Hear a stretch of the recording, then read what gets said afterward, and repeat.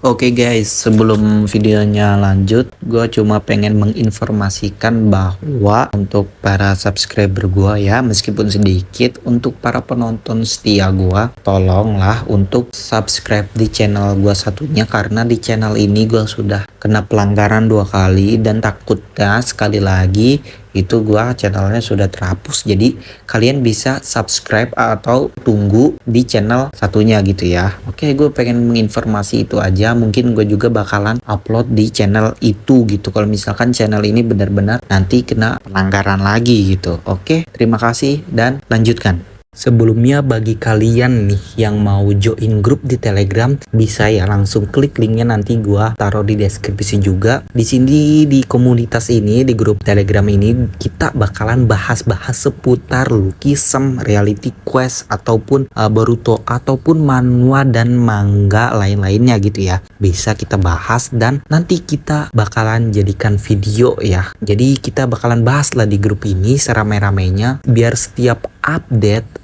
episode terbaru atau chapter terbaru kita bisa bahas bareng-bareng di komunitas ini. Oke, terima kasih dan lanjutkan videonya. Oke guys, kembali lagi bersama gua di sini Isan ya. Kali ini kita bakalan bahas lagi manhwa Reality Quest chapter terbaru, yaitu chapter 136. Oke, nggak usah berlama-lama, langsung aja kita ke ceritanya.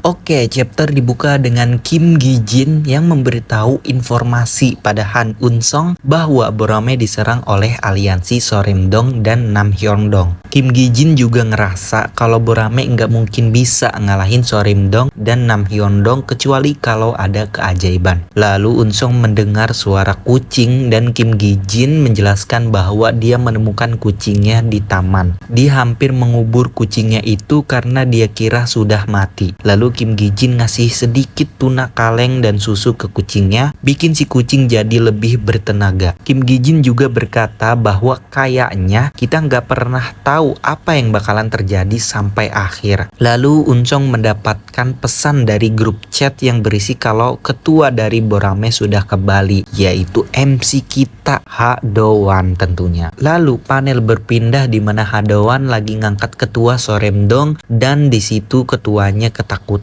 Dia coba bernegosiasi sama Ha Do-wan buat kerjasama karena gak ada untungnya kalau mereka bertarung sekarang. Nggak pakai mikir, Ha Do-wan langsung gunain skillnya yaitu Stun Slam buat ngejatuhin si ketuanya itu. Ketika itu si ketua menyadari kekuatan Ha Do-wan dan memohon pada Ha Do-wan untuk mengampuninya dan dia akan melakukan apapun yang Ha Do-wan inginkan. Bagi Ha Do-wan jelas banget kalau si ketua itu nggak sungguh-sungguh. Dan ya tentu saja Ha Do-wan langsung menghabisinya saat itu juga dengan serangan bertubi-tubi tanpa ampun. Lalu Do-wan menanyakan kondisi Sion, apakah baik-baik saja?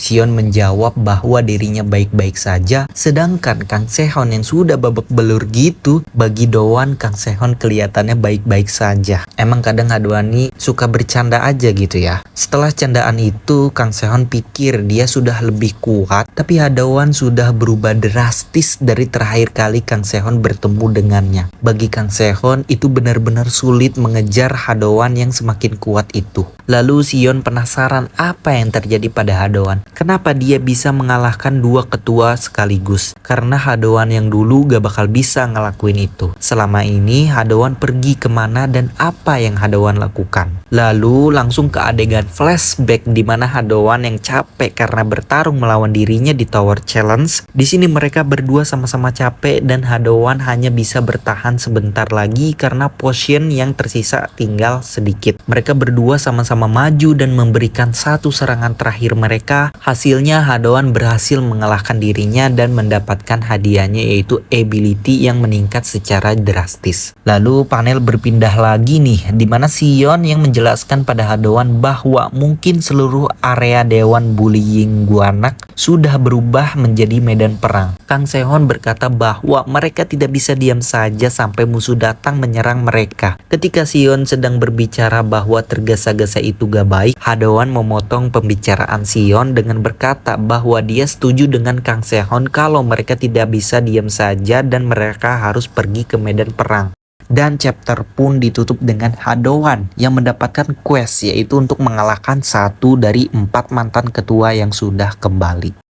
Oke guys, gimana nih chapter ini? Apakah memuaskan kalian atau enggak nih guys? Dan untuk chapter kali ini gua salah banget tebakan gua di sebelumnya, bahwa gua menebak di video sebelumnya bahwa chapter ini bakalan 80% atau 60% ya, gua lupa. Pokoknya di atas 50% bakalan nyeritain pertarungan Hadowan melawan dirinya di Tower Challenge. Ternyata salah ya. Ternyata diceritainnya cuma adegan flashbacknya sebentar doang, 10% doang lah. Oke, langsung aja kita ke pembahasannya ya. Yang pertama, gue pengen nanya juga ke kalian nih, apakah kalian bisa menebak siapa yang bakal dilawan sama Hadowan dari 4 mantan ketua itu? Nah, menurut gue yang bakalan dilawan itu si rambut biru. Ini gue sebenarnya nggak ada dasarnya, cuma gue asal nebak aja. Di sini mari kita tebak-tebakan guys. Silakan kalian komen di bawah tebakan kalian siapa guys. Kenapa gue nebak si biru? Ya tadi nggak ada alasan juga, karena gue pengennya ya lawan si rambut biru aja gitu. Sama apa, si rambut biru kan ini kayak agak psikopat gitu, jadi gue pengen ngelihat nih pertarungan Hadowan yang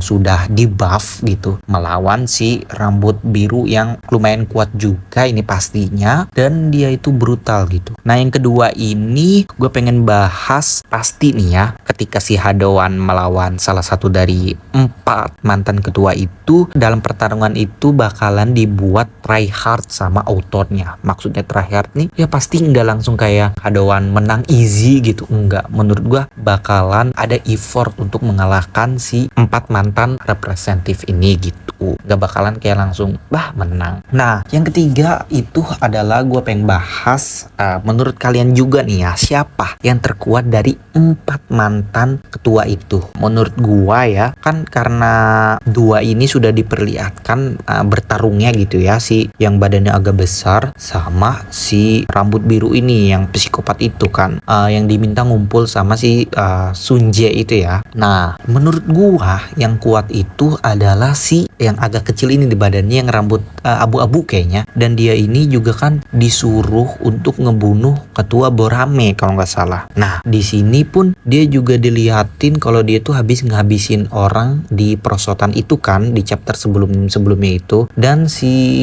dari reaksi si Han Unseng ini, dia kayak kaget gitu tuh. Abu-abu ini, rambut abu-abu ini nih gue bilang agak kurus ya, nggak kurus sih ya, kecil sedikit lah dibanding dari 4 mantan ketua itu. Pokoknya yang paling kecil dari 4 mantan ketua itu ya. Mungkin agak hard ini, kalau menurut gue dia yang paling kuat karena dari reaksi Han Unseng. Tapi kan kita belum dilihatkan fight style-nya gitu ya, gaya bertarungnya sekuat apa belum diliatin ya, karena di perkumpulan mantan ketua juga yang dipanggil sama si Sunje itu, yang dikumpulin itu, nah yang berkumpul tuh hanya 3 doang kan. Jadi si yang satu orang ini dia tidak ikut kumpul gitu. Jadi dia pergi untuk membunuh si ketua Borame Dong ini gitu. Menurut gua dia yang kuat. Nah menurut kalian siapa nih? Bisa langsung aja kalian komen di bawah ya guys ya. Oke lah, mungkin untuk video kali ini pembahasannya juga cukup ya, sampai segini aja. Jika kalian suka dengan video ini, bisa di like, komen, dan share ke teman-teman kalian. Dan jika kalian suka dengan konten gua, bisa berlangganan dengan cara subscribe ya, dukung gua dengan cara subscribe. Nah